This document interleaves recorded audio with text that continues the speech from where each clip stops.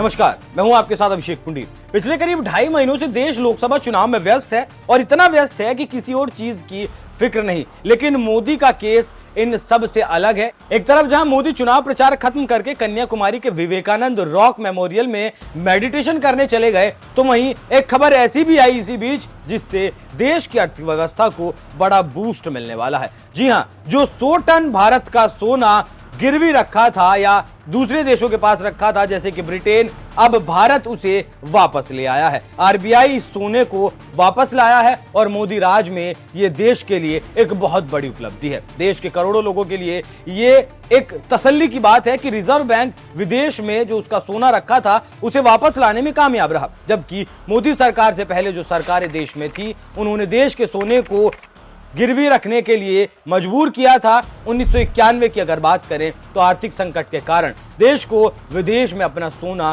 गिरवी रखने के लिए मजबूर होना पड़ा था। उस वक्त देश का खजाना खाली होने और विदेशी मुद्रा भंडार में सिर्फ 25 अरब रुपए होने के बाद भुगतान का बड़ा संकट देश के सामने खड़ा हो गया था। तब ये सोना गिरवी रखा गया। 1991 के बाद यह पहला मौका है जब भारत ने अपना सारा सोना अपने देश की तिजोरी में रखा है, जबकि 1991 का परिदृश्य बिल्कुल अलग था। उस वक्त ये सोना विदेशों में रखा होता था। भारत सरकार के इस कदम पर अर्थशास्त्री संजीव सालियान ने लिखा है, जब किसी की नजर इधर नहीं थी तब रिजर्व बैंक ने अपने 100 टन सोने के भंडार को ब्रिटेन से वापस भारत शिफ्ट कर लिया। ज्यादातर देश अपना सोना बैंक ऑफ इंग्लैंड के वॉल्ट्स में या कुछ ऐसे स्थानों पर रखते हैं।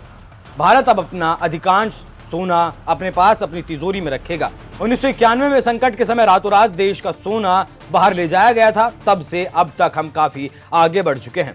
टाइम्स ऑफ इंडिया ने जो खबर छापी है, अगर उस रिपोर्ट की माने तो मार्च 2024 के आखिर तक रिजर्व बैंक के पास 822.1 टन सोना था। इसमें से 413.8 टन सोना विदेशों में और 100.3 टन सोना भारत में रखा गया था। इसके साथ ही 308 टन सोना नोट जारी करने के लिए भारत में ही रखा गया था। रिजर्व बैंक जहां विदेश में रखा सोना धीरे धीरे भारत वापस लाने में लगा है, वहीं नया सोना भी वो खरीदने में लगा है। आरबीआई ने पिछले वित्त वर्ष के दौरान अपने गोल्ड भंडार में 27.5 टन सोना जोड़ा था। तो जिस नीति पर भारत चल रहा है और भारत की अर्थव्यवस्था को लेकर जिस तरह की रिपोर्ट सामने आ रही हैं, विदेशी एजेंसियां भारत की बढ़ती अर्थव्यवस्था को लेकर जो रिपोर्ट छाप रही हैं, उन्हें देखकर तो कहा जा सकता है कि भारत सही में वाकई में अर्थव्यवस्था के सही ट्रैक पर जा रहा है और भारत विश्व गुरु बनने की दिशा में भी अब बहुत दूर नहीं खड़ा है, बहुत उसके नजदीक पहुंच चुका है। और शायद यही कारण है कि चीन को